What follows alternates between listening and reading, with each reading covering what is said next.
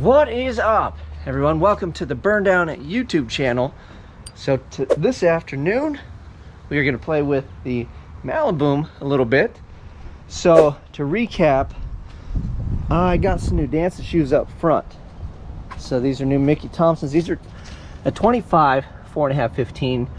Usually I run a 26 because the rears were 26. Those are a 27. But this was the size they had. So they're a little small. Car's a little low. We'll have to raise it up at some point. But for now, what we want to work on is, I will show you, this is slipping on the rim. I don't have any screws or anything. Everybody's saying not to screw your radials. That was actually not that bad, not very concerning. This one, however, is a little further, right? And this is only after, I think, 3 passes or something. Not very many passes. So today's endeavor is take these off, which, if you're familiar with the channel or the car, it's semi-skirted. It's kind of a pain to get. I got to drop shocks and all that fun stuff. We're gonna wrestle those dogs out of there, and then this is where I messed up. So here's my shelf of junk. This is what I bought, thinking I needed Permatex. Everybody said, "Oh, glue it.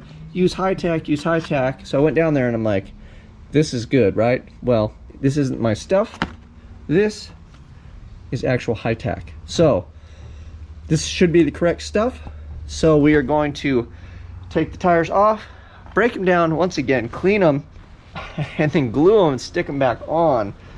And then this time what I'm gonna do is, I balanced them to a 0 balance last time, and then when they move, the weights are going to be in the wrong position. So there's a decent amount of weight on each tire. So the further it moves, the more out of balance they are. So my thinking this go around is we're going to 0 balance the rim itself without a tire on it, just to see if the damn thing's balanced. So I'm going to bring you guys with me. And if it's not, I'm going to balance the rim itself, and we're going to call that good. And then whatever the tire's out is just what it's going to be. So if it shimmies or whatever a bit on the top end or whatever, we will find out. Because once I get this all done, we can get back to making 60-foot hits at the track. So I don't think I'm gonna be able to make it this week because I'm super busy, but the same guy that has my stuff there has my filler stuff for this guy here that I made.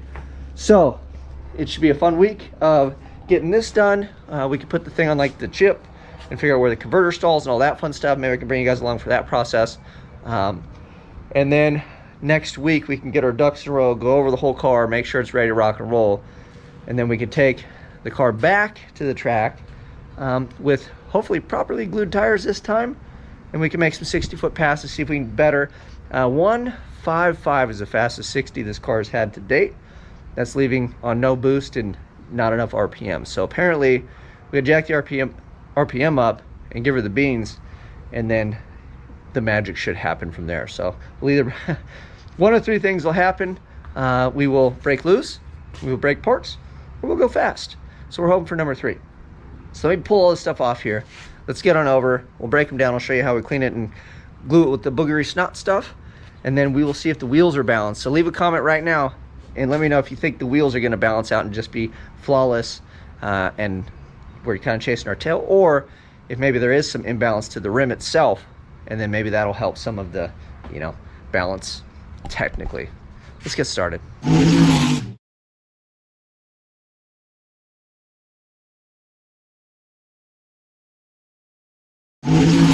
So we did the hokey pokey. We got the wheels and tires off. I know some of you guys have seen that a million times, but I figured a nice little time lapse to let you know what the struggle really is. And I understand I don't always have the most glamorous content, so I thank you again for sticking around and sticking through this stuff. But this is how a normal average guy gets from your driveway to the track. You gotta go through all this stuff. And if I just shared the videos where I go to the track, I wouldn't be making very many videos. So I hope you guys can appreciate kind of the nitty-gritty of how we get from A to Z. And who knows, maybe one day we'll have a little bit more time and we can put it into the car and do more track days and stuff like that. That's kind of the goal. But for now, hey, I'm just happy to be out there racing and have a car that I can have some fun with. So I'll bring you back when we get over there. We'll dismount the tires, and then I'll clean them up, and I want to balance the rims. So I'll bring you back when we're trying to see if the rims are balanced at all. Alright, here I see this wheel. It looks pretty straight. See if the wheel will balance up.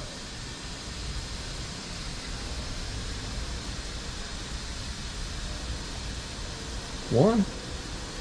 That's 1 ounce, right? Mm-hmm. I mean, 1 ounce is 1 ounce. There's 1 ounce. Should we roll it again just to see? So we took all the weights and everything off of it, so this is just rim. That's not too bad, really, but it's still 1 ounce. So it's still out of balance, technically, isn't it? Mm-hmm. Huh. Maybe we'll measure it up again, and then we will stick weights on just the rims, I think is going to be the go-to. We'll do that, and then we'll run it with the tire on it and see how it comes out. See how bad it is? Yeah. So it took 1 ounce. I did 1 in the center. We got it zeroed up. If I roll it around, you can see just those guys down there. It's 1 ounce of weight. So this wheel is 0 balance right now. So I'm gonna put the tire on.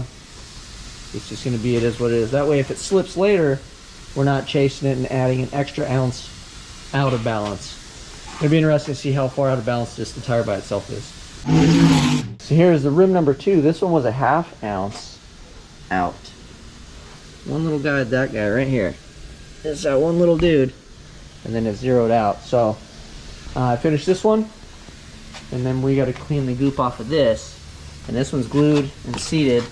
And then what we'll do for fun is we'll just measure and see how far out these are, because they're going to be that way because the rim itself is balanced, not the actual tire. So let me clean this one up, we'll get it done, and then we'll measure these, and I'll just make a note of how many ounces each one of these is actually out of balance.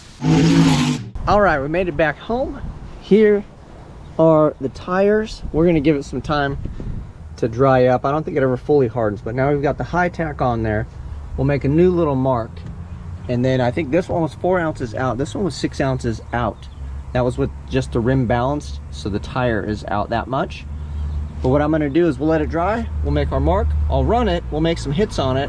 If it stays put, I'll balance it up, and if it doesn't, there's no reason to balance it because it'll just become unbalanced. So that's my plan. I'm sticking to it. Leave in the comment section what you think.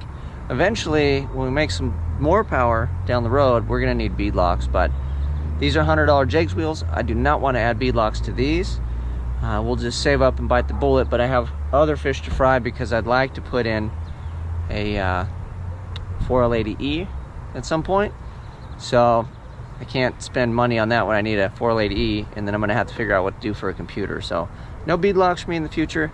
We'll just have slippery wheels, and then hopefully the thing doesn't shake itself apart. You guys know what to do. Like, subscribe, share. Till next time, I'm out.